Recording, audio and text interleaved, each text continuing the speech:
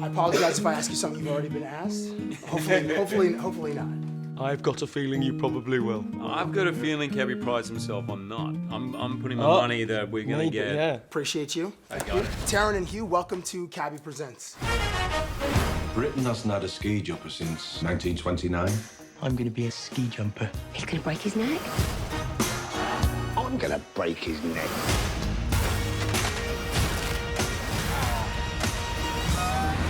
Eddie was fearless. Kind of like the character you played in Kingsman, and you've played several characters before Van Helsing, the Wolverine, that are totally fearless.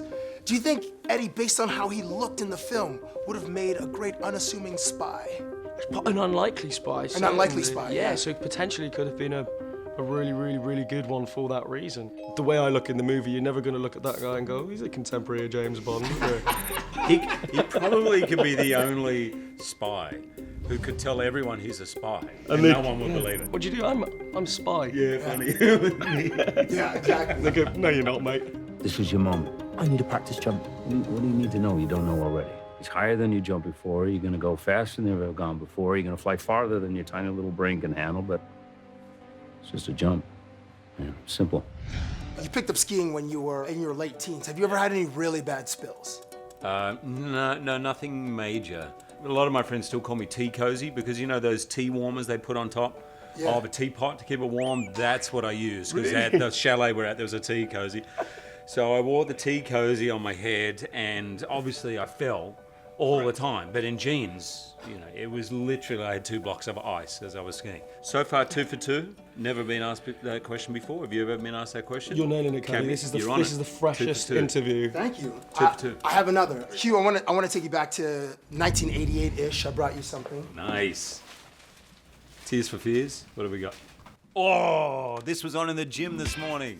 Come on. Can you sing some of it? New sensation Right now. Dun, dun, dun, dun. Well, so, well, I'm Hold sold. on, new I'm sold. sensation, new- Oh, what a... So I have a quote from. devil yeah. inside. Every single one of us, the devil inside. I'm turning into Mick Jagger now.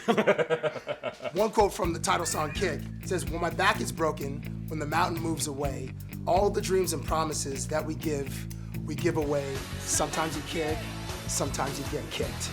Have you ever been so down where you felt like the underdog in your own personal lives? For sure. Yeah. Most of the time. You've asked 4 questions I've never been asked, so I'm going to give you an answer that just came to mind that I've never told anyone. Okay, so I was 19 and rollerblades just came out. So we went on a holiday camping trip up the coast to the beach, and we got out in the rollerblades and just for fun, so we're rollerblading around, shirts off. I weigh about 160 pounds, okay? I'm just a little stick figure. And my mate is a gym rat, so he's all pumped up. And we're going around, we go out of town, out of the tourist area into the local area. Now, rollerblades, it was not...